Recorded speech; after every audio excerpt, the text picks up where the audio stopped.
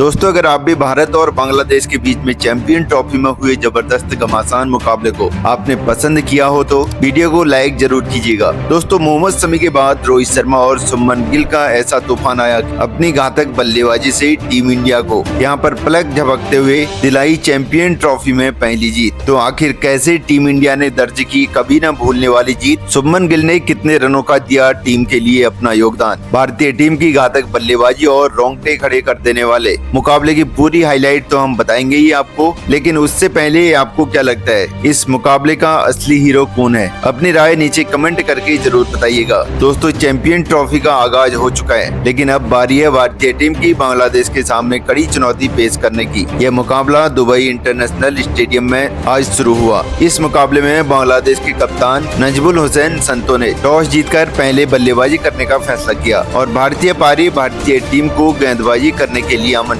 किया। बांग्लादेश की तरफ से इस मुकाबले में पारी की शुरुआत करने के लिए उनके ओपनर बल्लेबाज तंजीद हसन के साथ सौम्य सरकार की खतरनाक जोड़ी मैदान पर उतरी। वहीं भारत की तरफ से पहला ओवर लेकर के आए टीम के सबसे खतरनाक गेंदबाज मोहम्मद शमी की आग उगलती हुई गेंद बांग्लादेश के बल्लेबाजों को बिल्कुल भी समझ नहीं आ रही थी और इसी का फायदा उठाते हुए मोहम्मद शमी ने ओवर की अंतिम गेंद पर सौम्य सरकार को बिना खाता खोले पवेलियन भेज दिया और भारतीय टीम को पहला विकेट 1 रन के स्कोर पर मिल गया। अब खुद कप्तान नजमुल हुसैन संतो आ चुके थे। अब इन दोनों खिलाड़ियों के कंधे पर टीम के नए उभरते हुए सितारे हर्षित राणा और ओवर की चौथी गेंद पर हर्षित राणा ने कप्तान नजमुल हुसैन संतो को बिना खाता खोले पवेलियन भेज दिया और भारतीय टीम को बैक टू बैक दूसरी सफलता मिल गई। लेकिन तंजीद हसन एक तरफ से टिके हुए थे। उनका साथ देने के लिए अब मेहंदी हसन मिराज आ चुके थे। 2 ओवर में बांग्लादेश का स्कोर 2 रन पर 2 विकेट हो चुका था। भारत की तरफ से विकेट की तलाश में तीसरा ओवर लेकर के आए एक बार फिर से मोहम्मद शमी, लेकिन इस बार उनका स्वागत तंजीद हसन ने चौथी और 5वीं गेंद पर शानदार चौका लगा करके किया और अपनी टीम के स्कोर को 3 ओवर में ही 11 रन तक पहुंचा दिया। इसके बाद ओवर लेके आए हर्षित राणा ने शानदार गेंदबाजी का नजारा दिखाया। विकेट की तलाश में 5वां ओवर लेकर के आए एक बार फिर से मोहम्मद शमी, लेकिन इस बार भी उनका स्वागत यहाँ पर तंजीद हसन ने दूसरी गेंद पर शानदार चौका लगा करके किया। वहीं ओवर की 5वीं गेंद पर मेहंदी हसन मिराज ने एक शानदार चौका जड़ दिया और अपनी टीम के स्कोर को 5 ओवर में 22 रनों तक पहुंचा दिया। इन दोनों खिलाड़ियों के बीच एक अच्छी साझेदारी पनपती हुई दिखाई दे रही थी। दोस्तों, बल्लेबाज मैदान पर धीरे धीरे सेट हो रहे थे। भारतीय टीम को अब विकेट की तलाश थी। रोहित ने एक बार फिर से 7वां ओवर फेंकने के लिए मोहम्मद शमी को बुलाया और इस बार मोहम्मद शमी ने आते ही ओवर की दूसरी गेंद पर मेहंदी हसन मिराज को स्लिप में शुभमन गिल के हाथों कैच आउट करवा दिया और उनको पवेलियन का रास्ता दिखा दिया और भारतीय टीम की तीसरी सफलता 26 रन के स्कोर पर मिल गई। मेहंदी हसन अपनी टीम के लिए केवल 5 रन बना करके पवेलियन लौट गए। बांग्लादेश की पारी एक बार फिर डगमगा गई, लेकिन तंजीद अभी भी मैदान पर डटे हुए थे। उनका साथ देने के लिए नए बल्लेबाज तौहीद हरदोई आ चुके थे। इन दोनों खिलाड़ियों के कंधों पर टीम की जिम्मेदारी आ चुकी थी। 7 ओवर में बांग्लादेश का स्कोर 27 रनों तक पहुंच चुका था। 8 ओवर के बाद कप्तान रोहित शर्मा ने बॉलिंग स्पेल में बदलाव किया और फैसला किया स्पिनर को बुलाने का। 9वां ओवर लेकर के आए अक्षर पटेल और आते ही पटेल ने ओवर की दूसरी गेंद पर सेट बल्लेबाज तंजीद हसन को पवेलियन का रास्ता दिखा दिया और भारतीय टीम को चौथी सफलता 35 रनों के स्कोर पर मिल गई। बांग्लादेश की पूरी तरीके से टीम बिखरती हुई दिखाई दे रही थी और तंजीद हसन अपनी टीम के लिए 25 रनों की पारी खेल करके पवेलियन लौट गए। अब मैदान पर तौहीद हरदोई का साथ देने के लिए खतरनाक बल्लेबाज मुशफिकुर रहमान आ चुके थे, लेकिन अक्षर पटेल की फिरकी के आगे मुशफिकुर रहीम अगली गेंद पर बिना खाता खोले उन्हें पवेलियन का रास्ता दिखा दिया और भारतीय टीम को 5वीं सफलता 35 रन के स्कोर पर ही मिल गई थी। रहीम अपनी टीम के लिए बिना खाता खोले पवेलियन लौट गए थे। 9 ओवर में बांग्लादेश का स्कोर 36 रनों के स्कोर पर 5 विकेट पर गिर चुका था। तौहीद का साथ देने के लिए फिर एक बार जाकिर अली आ चुके थे। इन दोनों खिलाड़ियों के कंधों पर टीम की पूरी जिम्मेदारी टिकी हुई थी। दोनों बल्लेबाज सेट हो रखे थे। दोनों बल्लेबाज रुकने का नाम नहीं ले रहे थे। अपनी टीम की पारी को संभालते हुए इन दोनों बल्लेबाजों ने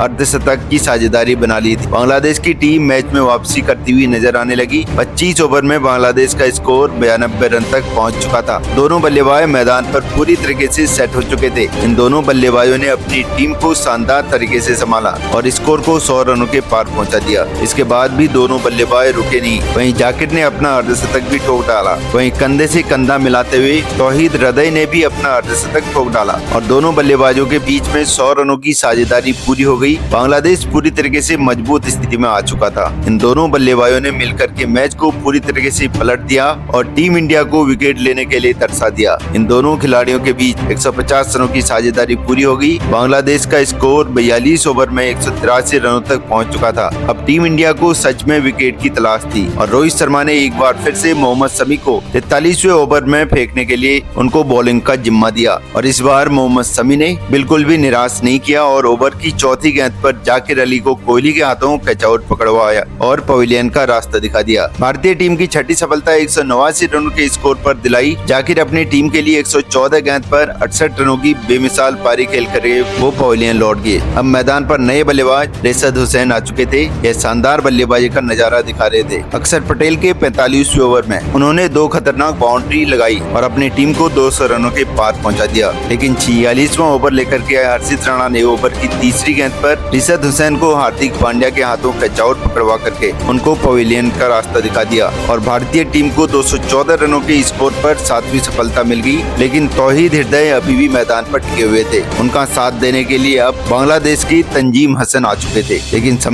लेकिन इस समय की घातक गेंदबाजी के आगे बिना खाता खोले तंजीम पवेलियन लौट गए और टीम इंडिया को 8वीं सफलता मिल गई। अब तस्कीन अहमद आ चुके थे, लेकिन अंत में भी शमी और हर्षित राणा ने मिलकर के बांग्लादेश की टीम को 49.4 ओवर में 228 रनों पर समेट दिया। वहीं मोहम्मद शमी ने 5 विकेट भी अपने नाम किए और भारत के सामने बांग्लादेश की टीम ने छोटा सा लक्ष्य रखा। इस लक्ष्य का पीछा करने उतरी भारतीय टीम के ओपनिंग जोड़ी कप्तान रोहित शर्मा के साथ शुभमन गिल दोनों बल्लेबाज आक्रामक अंदाज में नजर आ रहे थे। बांग्लादेश की तरफ से पहले ओवर लेकर के आए तस्कीन अहमद का स्वागत गिल ने तीसरी गेंद पर शानदार चौका लगा करके किया और टीम को बेहतरीन शुरुआत दिलाई। इसके बाद इन दोनों खिलाड़ियों का बल्ला रुकने का नाम नहीं ले रहा था। एक तरफ से शुभमन गिल तो दूसरी तरफ से रोहित शर्मा बांग्लादेश के हर गेंदबाज की धज्जियां उड़ा रहे थे। 5 ओवर में भारतीय टीम का स्कोर 23 रनों तक पहुंच चुका था। वहीं छठा ओवर लेकर के आए मुस्तफिजुर रहमान को रोहित शर्मा ने जमकर के कुटाई। दूसरी और तीसरी गेंद पर लगातार 2 चौके जड़ दिए। इसके बाद रोहित शर्मा रुके नहीं, 5वीं गेंद को भी उन्होंने चौके में तब्दील कर दिया। 6 ओवर में भारत का स्कोर 35 रनों तक पहुंच गया था। इसके बाद भी दोनों खिलाड़ियों का बल्ला रुकने का नाम ले रहा था। रोहित तो प्रचंड रूप में नजर आ रहे थे। टीम इंडिया की स्कोर को केवल 8 ओवर में 50 रनों के पार पहुंचा दिया। बांग्लादेश की तरफ से 9वां ओवर लेकर के आए गेंदबाज तंजीम हसन साकिब। इस ओवर में गिल ने उनकी जमकर कुटाई कर दी।